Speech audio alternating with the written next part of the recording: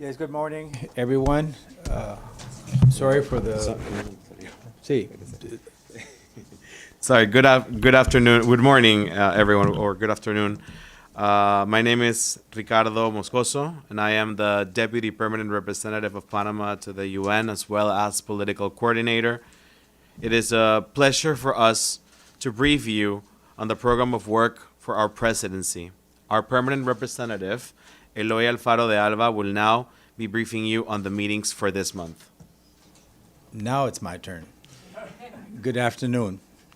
Sorry for the small delay. It is an honor for me to be here today to present the Security Council's program of work for the month of August, which has just been adopted earlier this morning. Before I begin, I would like to express my sincere appreciation to Ambassador Asim Iftikhar Ahmad and his team at the Permanent Mission of Pakistan for their excellent leadership during Pakistan's presidency of the Council during the month of July. The program of work has been adopted, as I have just mentioned, and will soon be available on the Council's official website. I understand that printed copies have already been distributed to those present here today. The Council is scheduled to hold a total of 22 meetings during the month for the time being, because as you well know, that tends to increase as the month progresses. Country-specific meetings will include briefings and consultations on situations that remain on the Council's agenda, including particularly West Africa and the Sahel, Yemen, Lebanon, South Sudan, and Syria, among others. Following a request by some Council members, an emergency meeting on the maintenance of international peace and security in Ukraine will be held today at 3 p.m. That was a last-minute request. On 11 August, Panama will be very pleased to convene its signature event, a high-level open debate titled Maritime Security, Prevention, Innovation, and International Cooperation to Address Emerging Challenges. We are following up on the President of Greece because we feel that this is an important matter that is of interest to many in the international community, and it is certainly a matter that is interesting to Panama.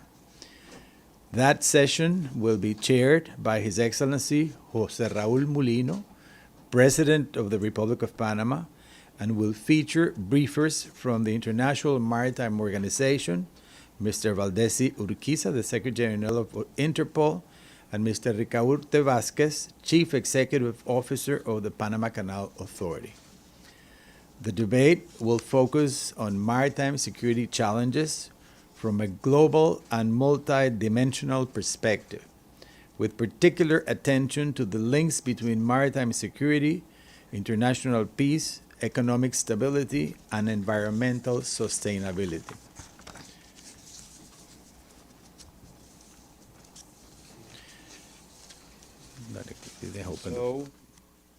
We will now open the floor. Sorry. We will now open the floor for questions, and please kindly begin by stating your name and the media outlet you represent.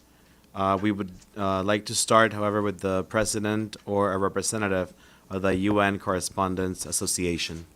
Thank you very much, Mr. Ambassador. On behalf of the United Nations Correspondents Association, my name is Edith Lederer from the Associated Press, and let me start out saying that we hope that you will come out and talk to us often during this month. My question is twofold. First, in focusing on the Panama Canal, what is your aim in terms of possibly delivering a message to the United States? President Trump has made clear that he would like it back. And secondly, can you give us any indication of what might happen with a Haiti resolution. Thank you. Yes, thank you for your question. It is a very, they're both very relevant and frankly, not unexpected. As you may know, I have some background in journalism, not because I pretend to be any kind of a journalist, because I am not, because I did have occasion to be president of an editorial group that publishes two newspapers in Panama, one of which is La Estrella de Panama, which is the oldest newspaper that is still being published in Panama, and one of the oldest in the entire Latin America. So I am very conscious to the interest of journalists, and I would be very, very pleased to come out as often as you think is necessary to meet with you and to share, to the degree that I'm able to share, information issuing from the Security Council. That holding the hat of President of the Council. One of your questions, which is the one in Haiti, has to do with, of course, with the Council, so I can probably answer that from that position as President of the Council during the month of August. And it's interesting that Haiti is not on the agenda of the Council because there are no mandated meetings during this month. However, it is an issue and a situation that is of concern to all Council members. And we feel, because it is also one of the few files of which the Security Council is seized, that belongs to this part of the world, very near to us. We are very, very sensitive to that situation. As we all know, the crisis in Haiti has been going on for a long time. It is a very complicated crisis that has to do with political, economic, security aspects that make a solution very difficult. There is the issue of the MSS forces from Kenya particularly that are there, and what is the future of that effort is yet to be seen. The Council feels very much engaged in that situation, and even though it's not formally on the program of work, we do have the intention of holding a meeting or a briefing. We're still working on that, perhaps during the last week of our presidency. It's a very, very interesting for me, and it has been since I have been on the Council, to watch how that is being of enormous concern to the Council. It is not an easy, it doesn't have any easy solutions because of the complicated aspects that I have just mentioned. But we are very much aware of that. The Secretary General was asked to provide a position paper, so to speak, and his letter has already been issued for several months now. And we're all very conscious of the need to try to bring forward some sort of a solution to the situation that may, on the one hand, attend to the security problem, which is basically the starting point, so to speak, so that the political and the economic aspects may somehow proceed afterwards, because it's almost impossible to try and push forward a political development of a positive political situation, including elections, if there's no security. Those of us that have been in one way or another involved with elections, and those of you that may have covered them, know that it is very important to have security, because otherwise you can't have an electoral process that merits any type of credibility. So I think that we will be this morning during the breakfast at which I had the opportunity and the privilege to present the program of work to our fellow council members. Almost everyone spoke about Haiti. So it is very sensitive, and we're very much aware of the need to concentrate and try to find some sort of a solution to that problem. In the connection with your question regarding the Panama and the canal, I need to disengage from my position as president of the council and assume an attitude of the representative of Panama. And perhaps I would best begin by explaining, as I have done to my colleagues, that the purpose of having a high-level event concentrating on maritime security is not to bring any kind of message to any government. We preferred that subject, that concept, because we felt that it was a concept and an issue to which we could very easily relate and with which we could identify for a number of reasons. Panama, as you know, is bathed by two oceans. It was in the history, in historic terms, the window to the Pacific Ocean. I don't want to get into the debate of who had discovered the Pacific Ocean first, because, of course, that is a complicated debate, and it is unnecessary. But nevertheless, Panama opens and is very much open to the Pacific Ocean and to those countries that are very important in the Pacific. Some of them are far away, but they're nevertheless very important. The other issue, of course, is the canal, which has been serving world commerce and constructed by the United States. And Panama received a legacy from the United States in terms of canal operations, which we very proudly received and developed. I have to say, although it may sound presumptuous, with considerable success, we decided to engage in a program to expand the Panama Canal, which included basically constructing a new set of locks that could facilitate the transit of larger and longer and wider vessels, because the Panama Canal had already been a choke point, not because of security reasons, but because it simply was too small and to be able to service some of the vessels that were being constructed. That is what used to be called the Panama Canal size or whatever.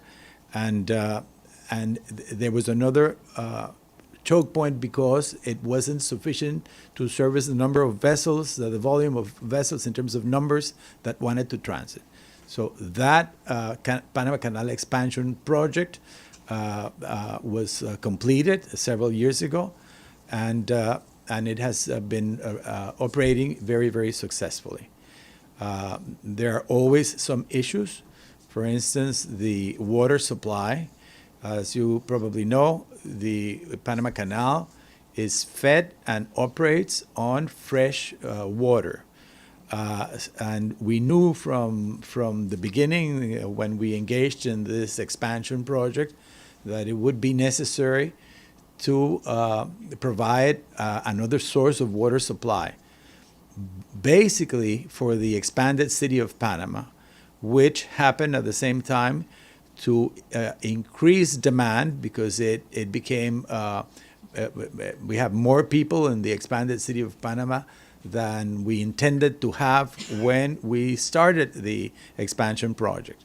And even though we knew that it would be necessary to find some other sources of water, fresh water supply for human consumption, we also knew that we would require additional water supply for the operation of the canal. So that part has been somewhat delayed. And then the pandemic came, and a number of reasons. I don't want to provide justifications, but the government of Panama is very conscious, as well as the Panama Canal administration is very conscious of the need for additional water supply. So that's one of the things. But basically, the reason, in addition to, and of course, as you all know, we have a ship registration system that has been servicing world commerce for a number of years. And I think that it has benefit users from different parts of the world, with pluses and minuses and criticisms and whatnot. It is there, and it has provided a service to the world community. So there are a number of aspects related to Panama in terms of maritime activity that we thought would provide us with an opportunity to have Panama in a positive light, issuing from this particular situation in which we have the privilege to be a part of the Security Council, and in this particular month of August, to preside the council. So basically, the idea is to highlight in a positive way the services that Panama provides to the world community and to users of its services in terms of the canal, in terms of the ship registration, and the environmental aspects, so that we may bring to the attention of the international community those positive aspects. There is no intention in providing any message to any government, and those situations are being addressed bilaterally. So I think that it would be, those questions would better be addressed to other officials of the government of Panama that may have, that would be better situated to answer those questions. But there's no particular message intended. Yes. Okay, there's a few hands up. I believe we can start over here, in the second row. Please state your name and the agency that you're representing. Yeah, thank you. Amélie Botolier from AFP News Agency. One of the issue on the agenda of the Council at the end of the month is the possibility of the renewal of the UNIFIL mission in Lebanon. There have been many reports that Israel and the United States don't want the mission anymore.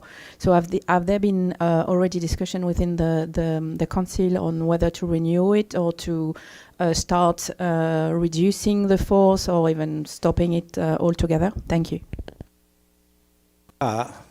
For some reason, it is not an unexpected question, but you're absolutely right. I think that is going to be one of the thorniest issues in the agenda of Security Council for the month. The reasoning that I have heard, and I don't want to make specific references to the position of any particular country, but the argument goes that that mission was intended to be temporary, and that it is perhaps in order to consider whether that temporariness should expire at some point. In other words, whether the mission should itself work to put itself out of a job. I think that is the discussion that we certainly will be having in the Council. I cannot predict what would happen. There are a number of Council members that have in advance expressed their position in support of the continuation of the mission. Of course, there are some that feel that perhaps the mission should seriously be considering efforts to place itself out of a job, but that is going to be. I'm afraid that I cannot advance an opinion as to what the result will be, because we'll have to wait out and see how that works. From my personal perspective, it would seem that regardless of how it goes one way or the other, at least sufficient time will have to be provided in whatever decision is made, even if it's to be dwindled down to provide an opportunity for that dwindling down without having that create negative effects. Thank you. I saw some hands over here. We can start on the 3 hands over here and then one in the front. So with the gentleman with the blue shirt, you raise your hand first. And please state your name and your agency. Thank you so much for this briefing. My name is Afram Kosaifi from Arab News Daily. I have a question on Gaza. It's a recurring question for the past 2 years whenever we have a presidency briefing. The Security Council has been paralyzed on the issue, no movement at all, and the situation keeps getting worse on the ground. Do you have any thoughts on how to maybe move the discussion a bit forward on that, to change the dynamics a little bit? And how do you think the momentum that we witnessed this week in New York during the Two-State Solution Summit can be used for that purpose? Thank you. Yes, of course, that is another question that was not unexpected either. The issue of Gaza, and I can assure you, is on the mind of every member of the Council because of the well-known reasons that we're watching every day in the news media, morning, noon, and night, let alone informal media or otherwise. I think that you're right. The momentum is flowing so rapidly that I think that I can foresee that the Council will be engaged formally in events and in sessions to consider that problem. I think that the most important aspect, there are two different aspects of the problem. One is the humanitarian aspect. And the humanitarian crisis, which President Trump in the last few days recognized by saying hunger in Gaza is real. And I think that is a very short but important message to describe the situation. The other question is the political future of Gaza and its governance and its territorial extent. And that is, of course, a more complicated problem to solve. But I would hope that one thing is tying into another, and that the movement, the momentum that we're watching with news media in the United States in the last week, at least in my impression, have been constantly, several times a day and almost every day, focusing with segments on the humanitarian crisis in Gaza that I had not seen before in that degree of crudeness, with photographs, with videos showing that have made others and different countries react in a more vocal way, and I think that is going to be influence the other issue of governance and particularly political aspects of the crisis, of the situation. Okay. We have the gentleman. Okay, yeah, same question. Okay, and then gentleman next to the over here. You had a question as well, or no? Over here in the front, then yes. Great. Yes. Sorry, apologize. Linda Vasulo with NPR at the UN. Welcome, Ambassador. Thank you. I have a question regarding Iran and the IAEA, and if it's your sense that perhaps the Security Council will be addressing Iran's refusal to cooperate with the IAEA, and if there's been any early indication or gut reaction that one of the JCPOA members might ask for a snapback of sanctions. Yes, I have no doubt that those problems or those issues will be coming up. I don't have any indication, official indication as yet, that anyone, any member will be asking for the snapback provisions to come back into action. But I have little doubt that it's a possibility. And of course, the situation with Iran not allowing for that supervision will also, I'm sure, be causing some discussion in the Council. Again, as everything that happens in the Council, it's a complicated situation, and one thing has led into another, and the bombings in Iran also complicate the issue and have been influential in the political position that Iran has adopted in that regard. So I do believe that because some members, of course, have talked about that will be another item that the Council will have to address during this month. Okay.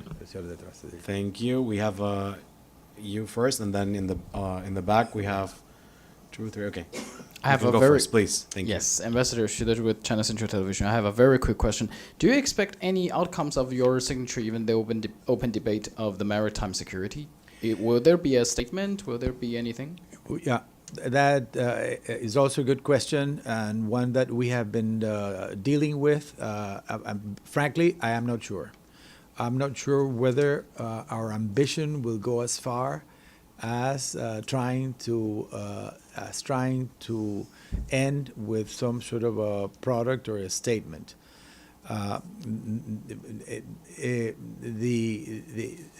different members, not only in the Council but in the larger UN community, have different views. Our intention, as you may gather from the concept note, which is now public, was to try not to politicize the concept note in any specific way, because we do understand that in different parts of the world there are different viewpoints concerning maritime security, concerning navigation rights, concerning freedom of navigation, and the differences between those items. So at this point, of course, we would very much like to be able to come up with some sort of a product or a statement, but I'm not sure whether it is worth, because we don't want to get into any of those complications. I think the idea, aside from allowing us to put Panama in an interesting light, to be reflected to the world community, the intention is also to continue the debate, because we think it's a relevant one. And that's why one of our briefers is from IMO, and another one of our briefers is from Interpol, because I'm sure, although I can't control what he's going to present, to brief us on, but I'm pretty sure that it will be with problems related with the use of the maritime activity for transnational crime, because that is affecting everything all over the world, and it is also affecting violations of Security Council resolutions that may sanction or restrict the one thing or the other. So it's a good question, but I'm afraid that I can't answer right now, because we ourselves have not made a decision of how far we're going to try and find a statement. Thank you so much, gentlemen in the back, and then we can go from the back forward. And then 2, 3. Okay. Yeah. Thank you. Hello. Thank you very much, Ambassador, and congratulations again on the presidency for the month of August. My name is Ahmed Ali with Sphinx News TV. With regards to the open debate on maritime security to be convened on the 11th of this month, to what extent will this high-level debate address the ongoing hostilities in the Red Sea, and what kind of progressive solutions does Panama look to provide regarding this highly contentious situation? Thank you. Yes. Again, the concept note does not focus on any specific situation, but it would be naive to believe that those types of issues will not come up in the debate. We know what the differences are between the positions of various countries, not only in that specific case, but there are others. And in the case of the Red Sea, Panama has always been very much critical of anything that affects navigation, because we know what it would mean to have something like that happen in our part of the world, and particularly with reference to the Panama Canal.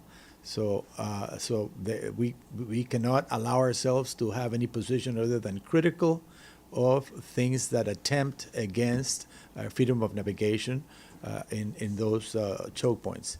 So I'm sure that is going to come up, and there are other instances, of course, in other parts of the world in which there are conflicting points of view, and I'm sure that will also come up in the debate. Okay, thank you so much. We have the two ladies in the back, right to left, please. Thank you. Yes, you can go first. Thank you. Thank you, Mr. Ambassador. My name is Zahra Hojabri from Iran, Islamic Republic News Agency. Considering the recent decision by some European countries to recognize the state of Palestine, what is your assessment of this action? Do you view it as a practical step or merely a symbolic gesture? And also, does your country have any plans to recognize the state of Palestine? Yeah, I would say that, and again, that question has forces me to speak under two different hats. In terms of the Security Council hat,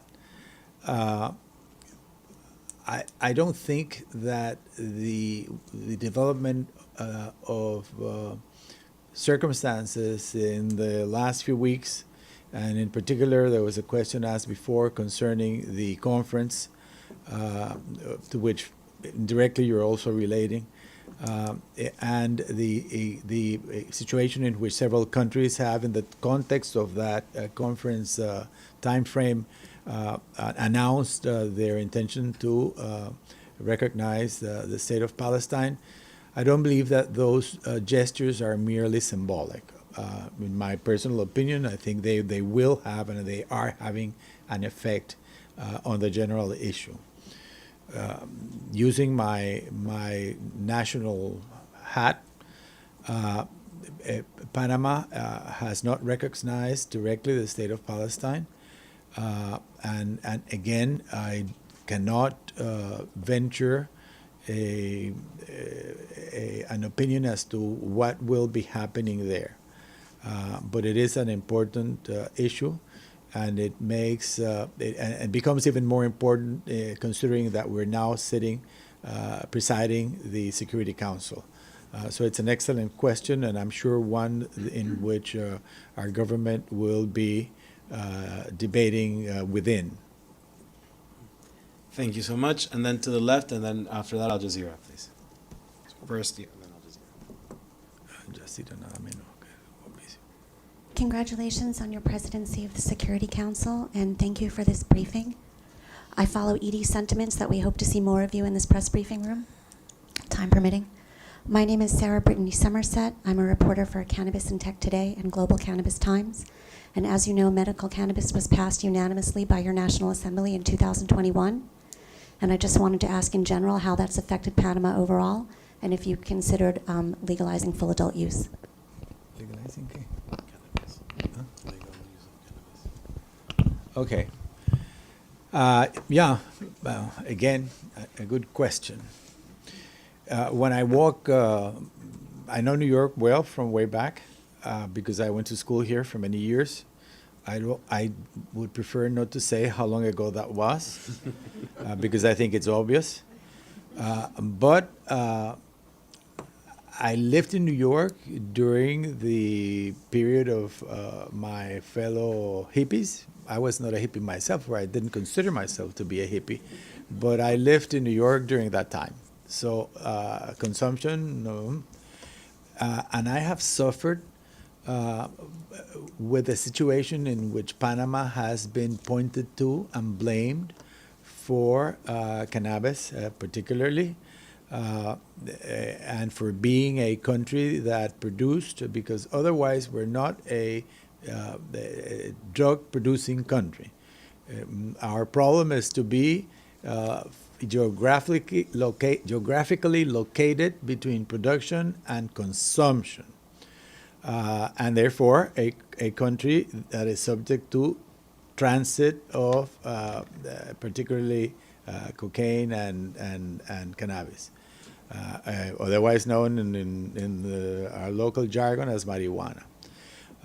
In that case, Panama was a producing country, not to a large degree, but we did produce, as a matter of fact, allegedly very good product.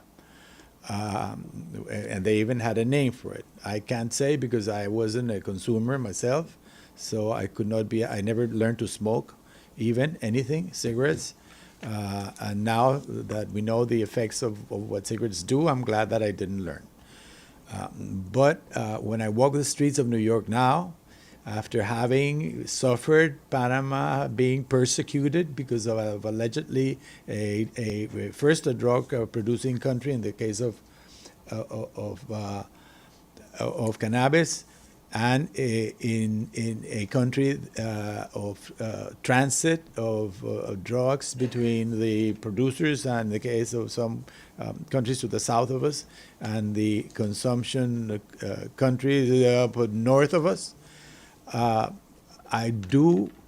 unsurprised at the way in which it became a multi-billion-dollar business, and you can walk into stores, some of them becoming more and more luxurious in several places in New York, from Broadway and others that all of you are probably aware of.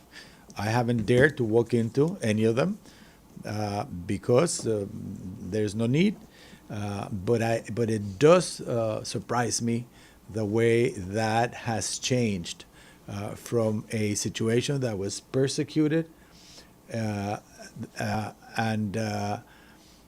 to a situation in which it has become an important business. Whatever Panama does in the future is going to have to be approved by the National Assembly of Panama. So I'm sure that it would be a political debate. Panama is a relatively conservative country. It is a religious country, one in which, fortunately, many religions live together side by side without any discrimination or without any problems arising from the fact that there are citizens and residents of different religions. Freedom of religion is protected by the Constitution, but anyway, it would have to be a political debate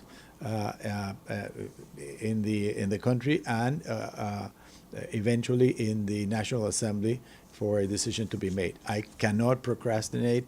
I'm sorry, I cannot speculate as to exactly what would be happening.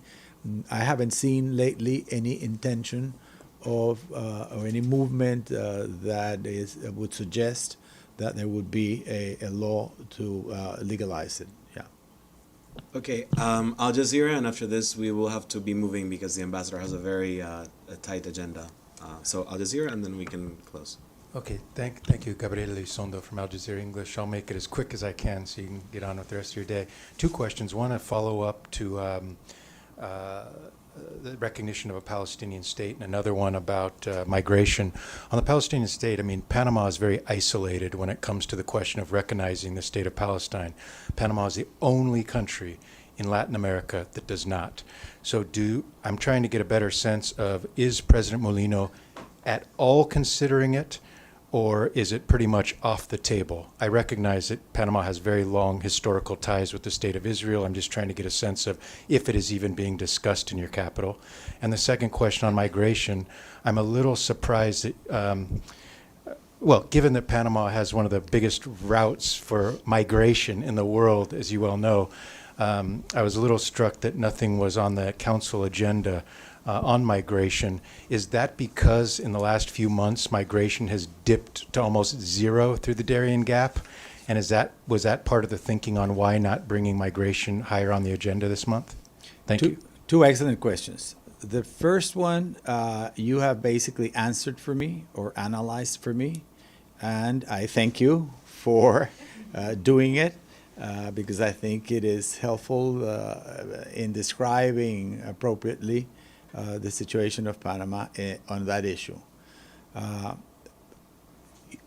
I think that when you say that Panama is becoming completely more and more isolated because of all the other countries in the region have recognized the state of Palestine, and because of some of the comments that were made before as to countries that have announced that they would be doing so in the context of the recent conference, that isolation evidently increases.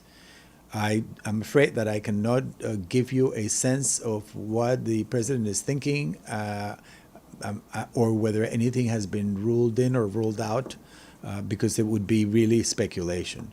But I'm sure that Panama is not shielded against the pressure that would be resulting from the rapid development of the situation in that regard in the rest of the world. We do have a very long-lasting relationship with Israel, and part of it is because we have a very large, influential, actually, I am going to correct myself. Several large and very influential and active Jewish communities in Panama. And I used to make the mistake myself to refer to a Jewish community. And leaders of those communities have explained to me and very clearly that there's not one, that there are many. And they're all they have similarities but differences. And some of the differences depend on when they came to Panama, that particular group, where they came from, because some came from the Caribbean, and before that from Portugal and Spain, and others have come from other countries in the Middle East, etc. So I prefer not to complicate myself with a prediction because it really would not be accurate. I don't have enough information of what would be happening.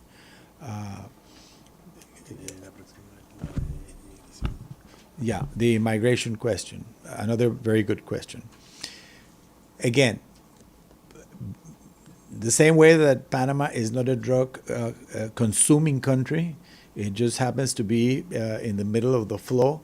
With immigration, it's the same thing. We're not a country that attracts immigration. The immigration that flows through Panama is immigration that wants to go elsewhere. And mostly we know where that elsewhere is.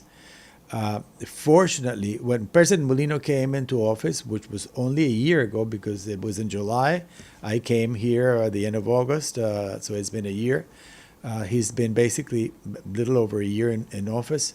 And one of his objectives was to try and reduce that traffic of migrants through Panama. For a number of reasons, there was a problem. Everybody could predict that it would be a larger political problem because of the effect it has on other countries. And he did make a very serious effort to reduce that flow. So exactly in the last few months, that effort has been successful, partly because of local efforts of the government of Panama and partly because of the effect of the policies of other countries that were immigration destinations that, of course, have an effect on reducing the incentive of migrants to use the Panamanian route. the Darien gap problem is very concerning to Panama for a number of reasons, not only because of the immigration issue itself, but also because it has other detrimental effects. The treatment of migrants, the human rights of migrants, the environmental prejudice to the jungle, etc. So we're very glad that that has been reduced, and all of those are reasons why we didn't decide to make that concept part of our high-level events. Okay. Thank you, everyone, so much for your insightful and very interesting questions. I would also like to take the opportunity to inform you that Juan O'Callaghan over here, our spokesperson, and Fernando Gomez from our mission will keep you updated through a distribution email list. Seeing that there are no further questions, we would like to sincerely thank you for your time and interest. And we deeply value the essential role that the press plays in shedding light on the work of the Security Council and bringing these important discussions closer to the public. Your commitment to informing global audiences helps strengthen transparency and accountability within the United Nations, and we look forward to staying in touch throughout the month with all of you. This concludes today's session. Thank you so much. And even though the session is concluded, because of my background with journalists, whom I know and like very much, I will be very pleased to be more in touch with you, as somebody said. I'm not sure that I understood the more part, but I will be very pleased to be in touch with you in the future.